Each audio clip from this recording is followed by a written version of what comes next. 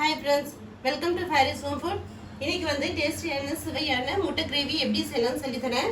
இது ரொம்ப நல்ல டேஸ்டா இருக்கும். இது வந்து ரைஸ்க்கு மட்டும் இல்லை, இந்த டிஃபனுக்குமே இது ரொம்ப நல்லா இருக்கும். இது டிஃபரெண்டா இருக்கும். இதே மாதிரி நீங்களும் ட்ரை பண்ணி பாருங்க. இது எப்படி செய்யலாம்னு சொல்லி தரேன். வாங்க வீடியோக்குள்ள போய் பார்க்கலாம். வீடியோக்குள்ள போய் பார்க்கிறதுக்கு முன்னாடி நம்மளுடைய சேனலை சப்ஸ்கிரைப் பண்ணாதவங்க சப்ஸ்கிரைப் பண்ணிக்கோங்க. Thank you.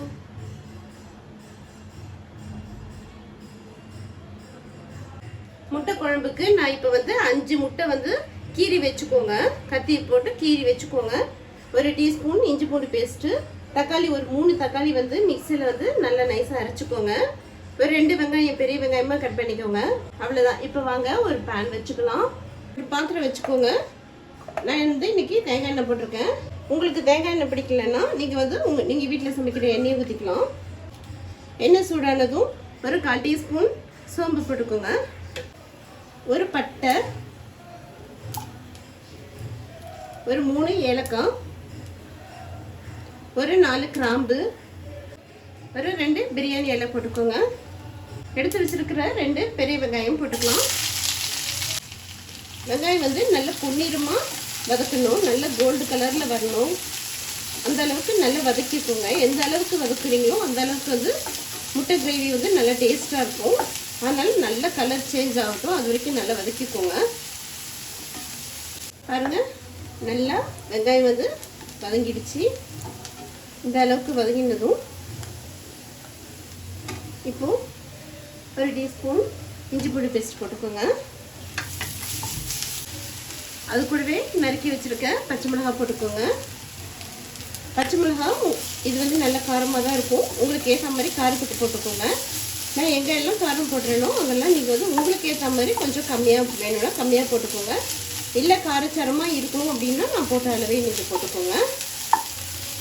இப்போது எடுத்து வச்சுருக்கிற தக்காளி 3 தக்காளி நல்லா நைஸாக அரைச்சிருக்கேன், அதையும் போட்டுக்கோங்க.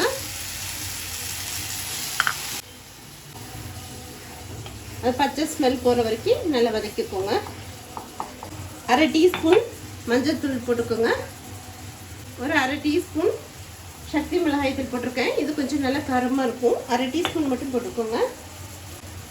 1 டீஸ்பூன் மல்லித்தூள். நான் வந்து இன்றைக்கி பெப்பர் வந்து ஃப்ரெஷ்ஷாக தூள் பண்ணியிருக்கேன். இதுலேருந்து நான் வந்து ஒரு 1 டீஸ்பூன் பெப்பர் போட்டுக்கிறேன். 1 டீஸ்பூன், 1/2 டீஸ்பூன். இன்றைக்கி வந்து பெப்பரோட காரம் தான் இதில் அதிகமாக இருக்கும். நல்லா மசாலா வாசனை போகிற வரைக்கும் நல்லா வதக்கிக்கோங்க. அப்படியே ஒரு 2-3 மினிட்ஸ் இருக்கட்டும், மசாலா வாசனை போகட்டும். தேவையான அளவுக்கு உப்பு போட்டுக்கோங்க. நல்லா மசாலா வாசனை போகிற வரைக்கும் நல்லா வதக்கிக்கோங்க. இன்றைக்கி நான் வந்து மிளகாத்தூள், பச்சை மிளகாய், மிளகுத்தூள் 3 போட்டிருக்கேன். அதனால காரம் கொஞ்சம் நல்லா இருக்கும். நீங்கள் காரம் கம்மியாக வேணும்னா காரம் கம்மி பண்ணிக்கோங்க. இப்போ மசாலா வாசனை போயிடுச்சு.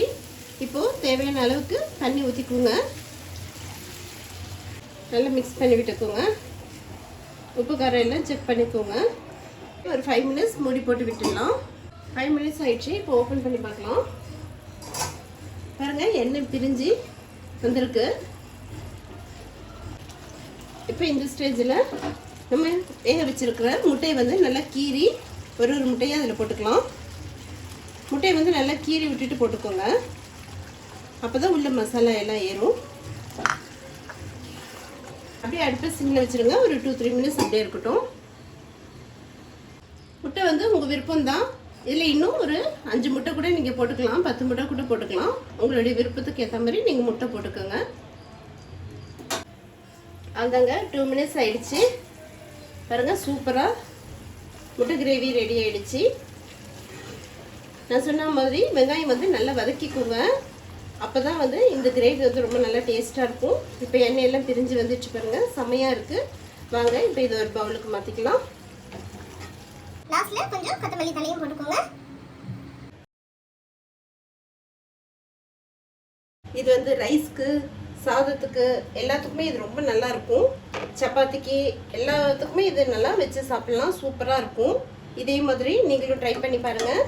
இந்த வீடியோ பிடிச்சிருந்ததுன்னா லைக் பண்ணுங்கள், ஷேர் பண்ணுங்கள், சப்ஸ்கிரைப் பண்ணுங்கள். தேங்க்யூ ஃபார் வாட்சிங்.